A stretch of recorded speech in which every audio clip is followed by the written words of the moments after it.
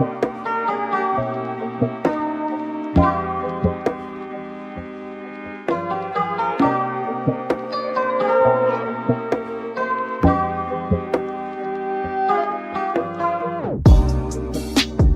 there's a different way to start off today's video. We got a view of the red Silverado, and it's looking pretty good right now after washing it up. The last upload was specifically about the Trans Am, which is under wraps right now behind me. I'll have a little bit of content from the car in this video, but it's predominantly going to be about the truck in the garage. So if you're into it for the car, I'm not misleading you or anything, sorry. It's more of a truck maintenance update and a little bit of a Trans Am update, but more of a garage one. So before we get into all that, welcome back to the channel and welcome to today's video. The last few weeks, more than anything on the car, we found out that we're going to be moving. So the progress on the car has kind of slowed down a little bit, and we have reprioritized what I'm doing to focusing more on the garage and sort of finishing a couple of loose ends on it. If you look back in older videos, you'll see that there was a wall that wasn't insulated and there's missing pegboard back here. So I went through and I trimmed out all that. Did a crappy job trimming the door around, oversized door, but all the dark stuff here, you'll see I ended up finishing. There's some faux brick kind of finish right here, paneling. And same with this back wall. If you look back in older videos, I'll probably put a clip in here. The drywall that was back here was wet and damaged. There's a couple spots that were like taped up and everything. I'm just kind of showing you what I went through the last week or so and was working on, but there's a rough idea of what I was doing. And the whole back area by the window here was also kind of done up. There's a couple spots that I don't really like, but I didn't want to buy a whole new sheet of paneling. You see those little row of pieces there I chucked together. That kind of sucks, not real proud of it, but it's gonna work and it'll be half covered up right now, which is the first thing I'm gonna show you. So shout out to Brett Murphy on Instagram. He showed me this little gem and I ended up ordering it. These are like 10 bucks on Amazon, and I'll get it up on the wall and show you what I got here. He put one in his garage and I loved it. So I'm gonna throw one up and you will see it in just a second. And there it is. Sorry, the window's gonna wash it out a little bit, but I got this kind of cool vintage looking Pontiac racing banner up there. Pretty cool. So you can find them on Amazon. They're like $11, I think. It's pretty cheap and they look like a good little piece of garage art. So I ended up buying one. So anyways, that's the big addition to the garage. All the walls are insulated now. I did get a couple of new 10,000 lumen bulbs in here. So hopefully it should be a little bit brighter at night when I got the door shut and everything. They actually work really, really good. They're way better than the lights I had in there. But anyways, in the last couple of videos, we really took care of the underside of that car. The rear wheel wells and the front wheel wells and plastics are all refinished and looking awesome. There's a quick view of the front. Everything looks brand new in there. Brakes are holding up really good. I've had a couple comments on these vanes, how they appear to be backwards, and it does bother me too. If you look at StopTech's website, they actually do have them oriented that way. That is correct. So believe it or not, that is right. If you saw a couple videos ago, I put new calipers on the rear of the car, which went real bad. I had a whole bunch of problems with them, and even in the last week, the hose on this side has been leaking just a little bit of fluid. So I tightened that thing so much, I was scared I was gonna break that bolt, the big banjo bolt. It really made me nervous. I've never had to crank something that tight. But luckily it seems as though that kind of took care of it. Rear wheel wells are looking awesome. So there's a little bit of an update on that. Everything's holding up real good. The finish is gonna be nice, but we've got some pretty good weather here right now. So what I'm gonna do is get the car back down on the ground, put the wheels on and pull it outside for a while. And the only other things that I've really done for it, and this isn't a big deal, but I ended up getting new matching lug nuts front and back. So the rear end of this car has a strange 12 bolt in it. They are 1/2 inch by 20 wheel studs, and on the front they're M12 by 1.5. The front lug nuts were looking real rusty and worn out, so I ended up getting 10 new ones in the front and back, so wheels should look pretty good. Only other big thing I gotta do for this car is get some new tires for it on the front and back. So if you got any suggestions on tires, the fronts on top there are looking a little bit worn out and they're getting old. So the rears were Mickey Thompson 315 drag radials, which I will be burning off the rest of this spring while we go test out that new rear end. But yeah, let me know what you guys think about getting a set of tires for the front and back of this car. I'll be doing some more autocrossing, so it's gonna be kind of geared towards that. But otherwise, car's in good shape. It's gonna be real, real nice by the time we're done with it.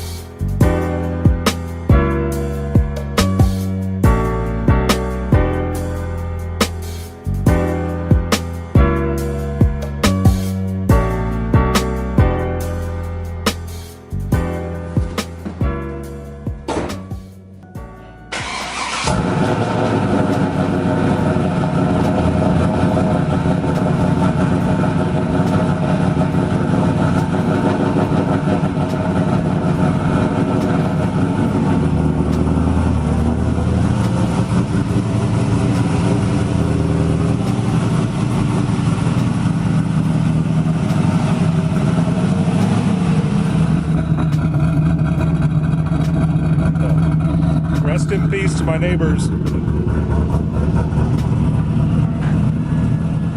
I did end up bleeding the front brakes on it, which I believe I left out in one of the previous videos, but that pretty much rounds out what's done with the car at this point, so it's just kind of sitting there till we figure out where we're going. The bulk of the video is pretty much getting the truck ready for moving. I ended up doing a rear brake job on it. I don't know how many miles were on the rear brakes, but the rear drums were actually warped on it. So I'll get into doing the brake job here.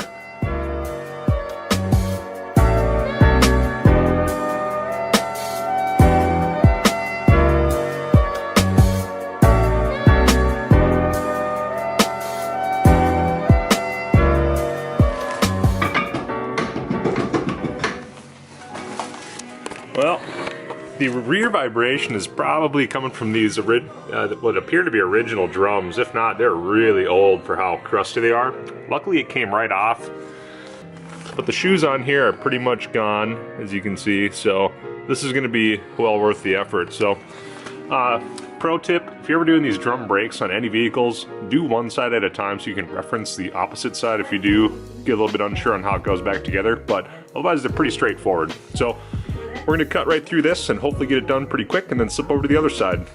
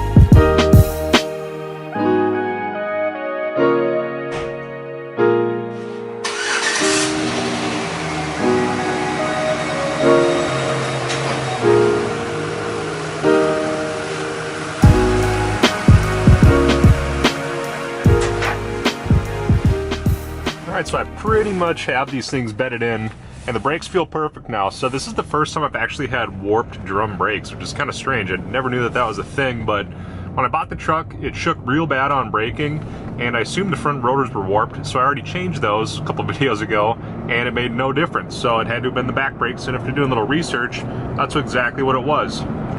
So everything's looking good. Stops are nice and smooth now.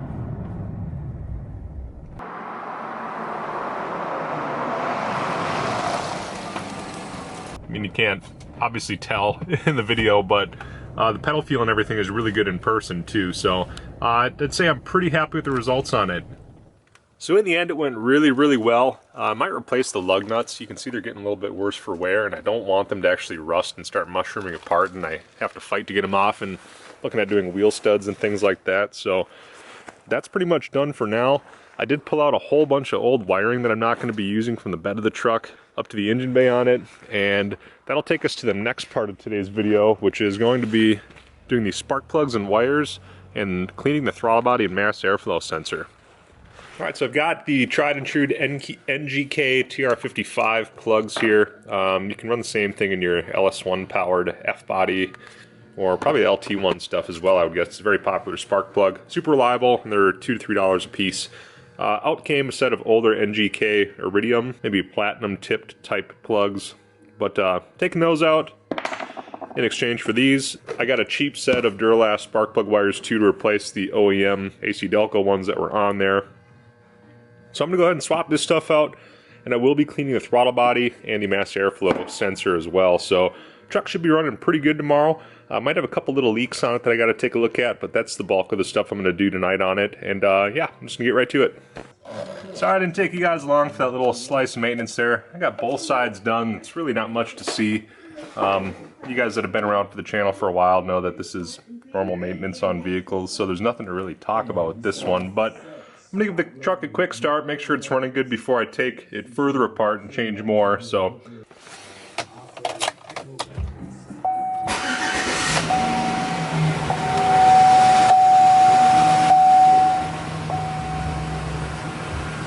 there we go, seems fine.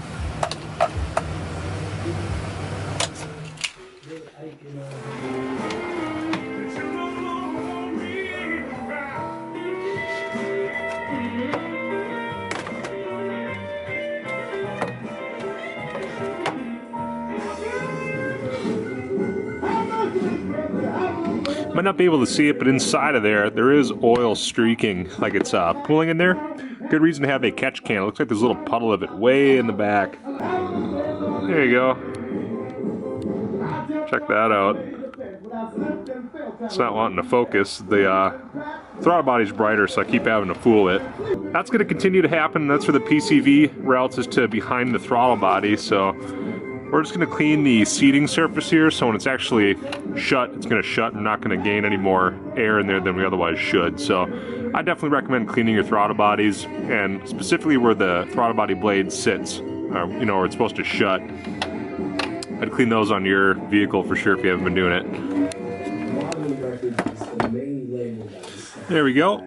All done now. Inside's pretty clean, but more importantly, the mating surface between the top and bottom of the throttle body housing or opening are clean, and they're going to have a good seal now. So hopefully I won't have a little bit of that fluctuation and idle that I did have previously with the truck with this and the new plugs and wires. So you may or may not have a problem with your mass airflow sensor, or a dirty throttle body will cause that by the throttle body not actually closing all the way. So your engine will surge up and down just a little bit. It's a few hundred RPM. So I'm gonna have to take this for a test drive. I'll throw it right back together real quick and we'll see what we got here. So all things told, the truck drove awesome after I cleaned the throttle body and mass airflow sensor and did the plugs and wires. I found that the front differential seals, or the front differential stub shaft seals, are leaking on both sides, which is apparently very common. So I'm probably gonna be taking on that project when things settle down a little bit here. It's a slow leak, but you can see on the ground down there, all those little spots are from that. That's diff fluid on the front axle. So lucky me, I get to do all that labor for a couple $10 seals.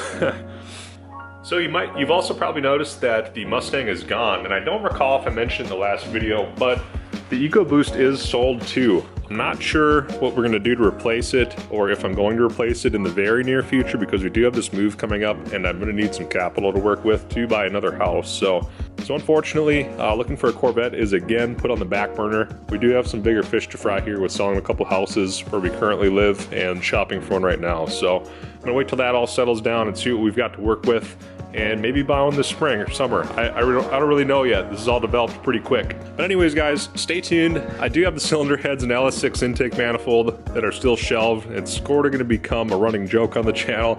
There's other stuff I've been working on as far as the house and those kind of projects go. So that takes up a lot of your free time when you work full time. I know you guys like watching the Trans Am content, and even if a lot of automotive events are shut down this year, there's nothing holding you back from going out and driving your car, or me going out and driving mine and doing videos and working on it and stuff. So anyways, I'll see you guys in the next video. Take care, and we'll see you next time.